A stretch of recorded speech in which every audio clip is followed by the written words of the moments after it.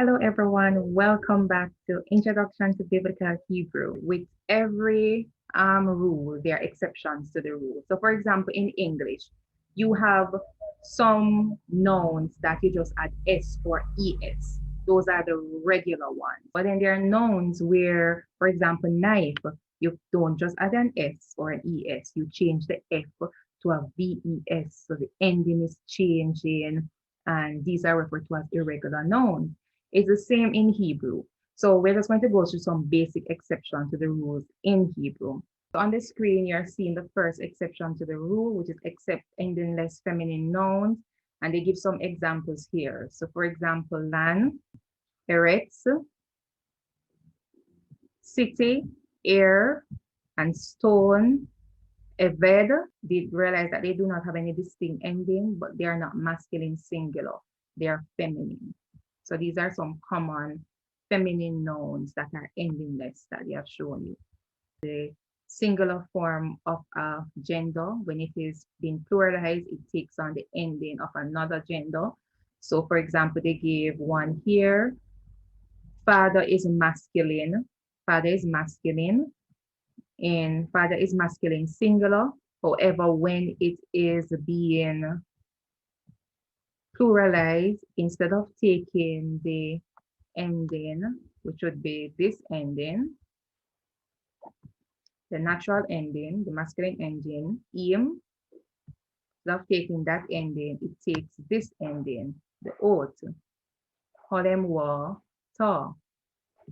So that's an example of one that takes another ending, and it's just for you to memorize these and to know them. So go back to the endingless feminine noun for a minute. If you're in doubt in terms of the endingless feminine nouns, whether it's masculine singular or feminine singular, you can always use your Hebrew dictionary. It will indicate to you if it's feminine or masculine.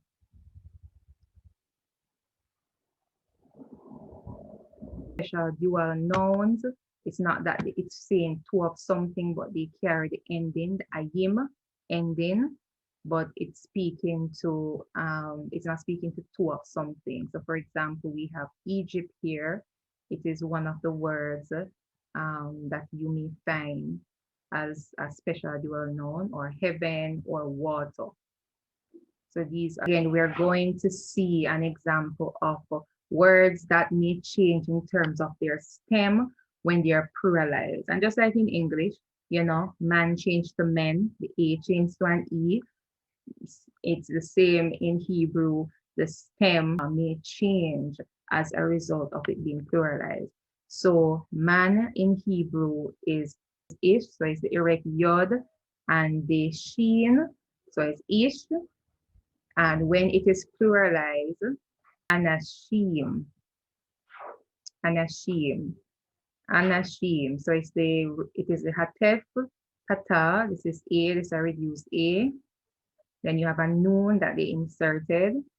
Then you have a kamet. Then you have sh here. This is sheen. It is to the right. Then you have the erect yod and then the mem. So anashim. All right, so woman, you realize it's Isha.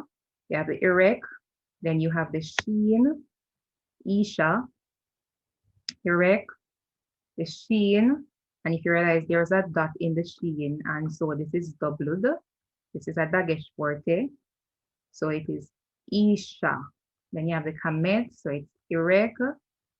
Then you have the sheen, and it has a dagesh forte inside. That means that it's saying that it should be doubled.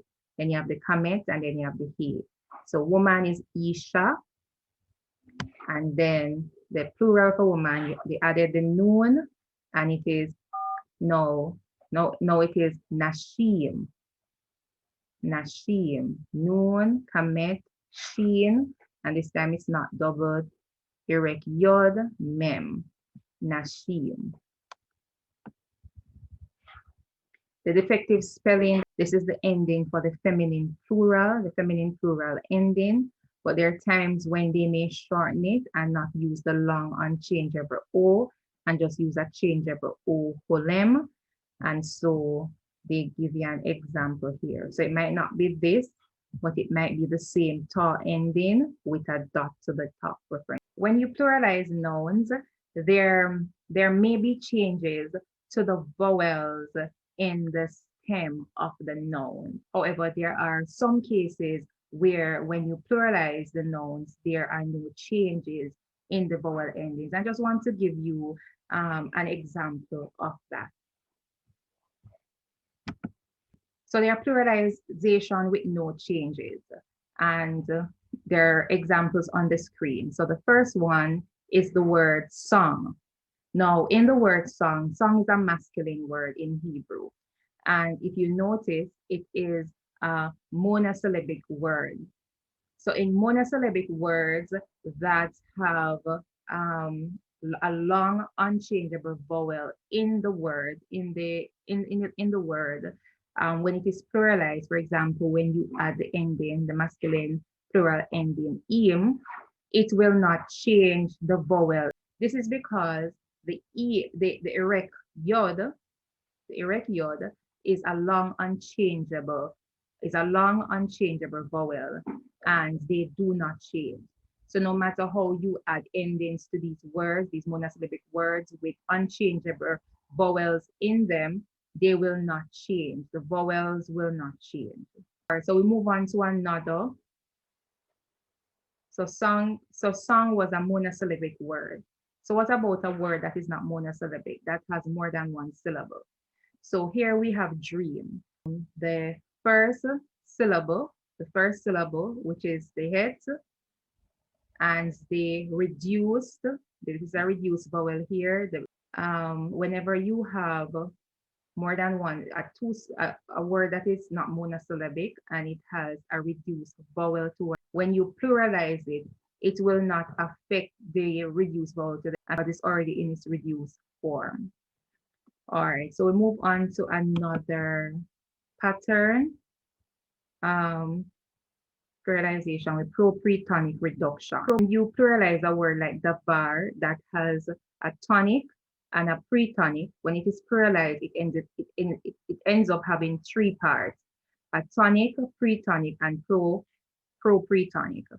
And so words like the bar that has a comet in its first syllable. Remember, you're reading from right to left. That have a comet in its first syllable. When it is pluralized, that comet is reduced to a vocal shower. So that's what you're seeing here. That's why you have devarim. When it is pluralized, it's devarim. Secondly, you have words that begin with a guttural. Now, gutturals, as our teacher usually tells us, these are the bad boys. They don't want to follow the rules. So the guttural, you recognize that it also has a comet.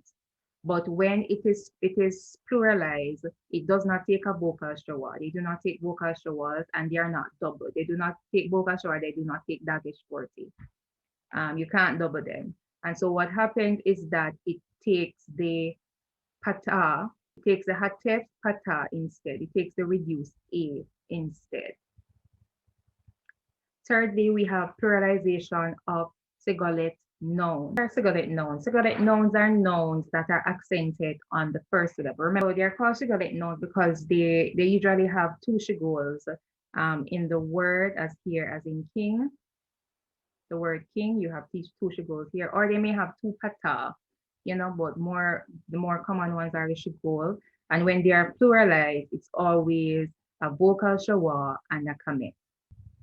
Pluralization of geminate nouns. So geminate comes from the Latin word Gemini, and it means twin. Geminate nouns, originally they had three consonants in their words, and the two final consonants were similar. So for example, there will be two M, but then it changed to two. However, when you pluralize them, the consonant reappears, but it reappears in the format of a dagesh forte. So instead of writing out, for example, 2M in the plural form, they would put a dagesh in the mem when it is being pluralized. So that is how geminate nouns are pluralized. And finally, irregular pluralization. We have here again man, ish, and then when it is pluralized, there's a noun that is added, and it is Anashish, anashim is now anashim. So it's irregular in its pluralization. And these have to be memorized. And in the case of son, the only change is that the sire changes from a sire, um, to a commit, irregular pluralization. That's what you would need to memorize.